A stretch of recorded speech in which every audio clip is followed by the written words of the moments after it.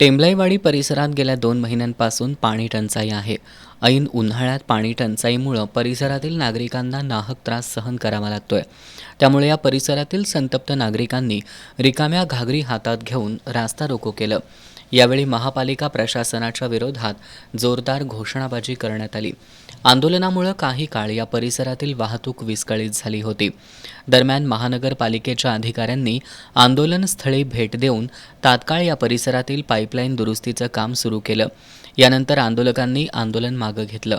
आंदोलनाच्या पार्श्वभूमीवर राजारामपुरी पोलिसांनी या ठिकाणी पोलीस बंदोबस्त तैनात केला होता. आंदोलनात राजेंद्र पाटील, संजय मेकर, उत्तम सावंत, अजित कोराणे, सर्जेराव कांबळे, प्रदीप पाटील, भीमराव कांबळे, संजय नाईकवाडे, श्रीरंग पाटील, अमित कोराणे, अलका जगदाळे यांच्यासह नागरिक सहभागी झाले होते.